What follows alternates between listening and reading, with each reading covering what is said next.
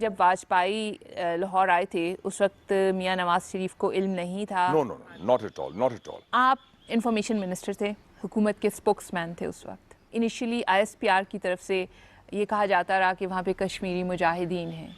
آپ کو یہ کب پتہ چلا کہ وہاں پر فوج ہے؟ یہ معاملہ پبلک ہو گیا تو پھر مجھے کہا گیا کہ آپ بریفنگ دیں، کیونکہ میں ترجمان تھا حکومت کا.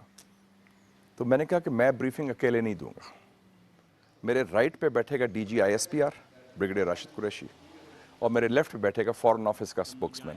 اس وقت پھر مجھے انہوں نے بتایا DG ISPR نے کہ سر آپ کو معلوم ہے کہ یہ جو ہیں سلسلہ یہ ہمارے بندے ہیں.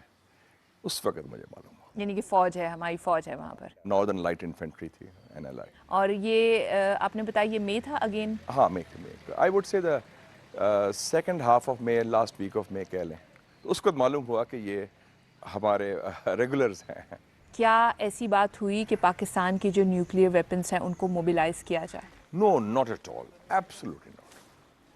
Nuclear factor did not come into پلے.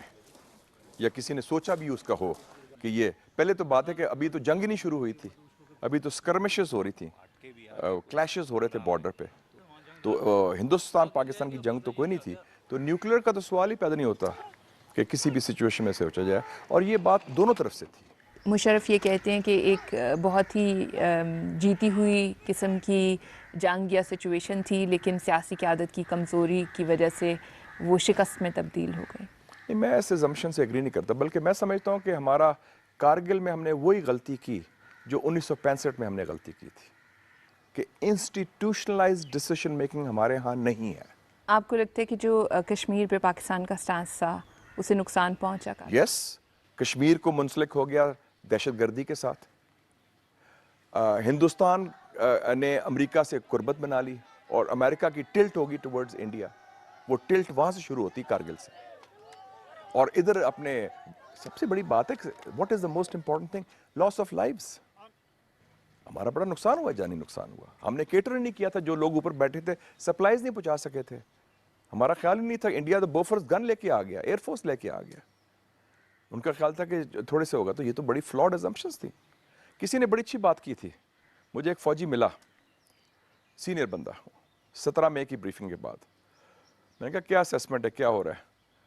کہتے سر یا کورٹ مارشل ہوگا یا مارشل لا ہوگا. 3-4 لوگ جنرلز جنہوں نے کارگل کیا تھا، کیا ان کی اکاؤنٹیبلٹی ہوئی؟ کوئی اکاؤنٹیبلٹی پاکستان میں اکاؤنٹیبلٹی کبھی نہیں ہوتی. جو حکومت میں ہے اکاؤنٹیبلٹی صرف لاوارثوں کی ہوتی ہے، مظلوموں کی ہوتی ہے، مخالفین کی ہوتی ہے. کیوں نہیں ہو سکی اکاؤنٹیبلٹی؟ ہمارے دوگلے معیار ہیں اور ہم خوف زدہ ہیں at the top level also.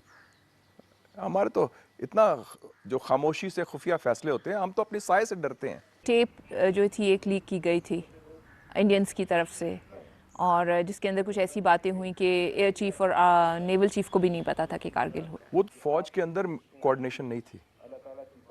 ایک تو فوج کے اندر صرف 4 لوگوں کو یا 5 لوگوں کو معلوم تھا سینئر لیول پر، باقی کور کمانڈرز کو نہیں معلوم تھا.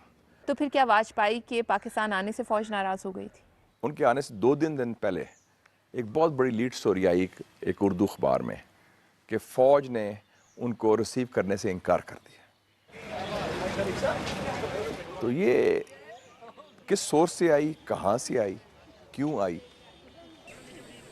وہ میرے خیال میں اس کا پتہ نہیں چلا. آپ کا انالیسس کیا کہتا ہے؟ میرا انالیسس کہتا ہے کہ کچھ لوگ شاید خوش نہیں تھے. حالانکہ عجیب سی بات ہے کہ آج کل تو ہم منتیں کرتے ہیں مودی صاحب کے کہ آپ ہم سے بات کریں. آنے کی تو بہت دور کی بات ہے. چاہے وہ شرارت تھی، چاہے کسی نے خبر دی، وہ اس سے میرے خیال میں ایک تاثر یہ گیا کہ فوج شاید یا کچھ عناصر فوج میں خوش نہیں ہیں. اور ہو سکتا ہے یہ انہی لوگوں سے ہوئی ہو جو کارگل کے اندر منسلک تھے.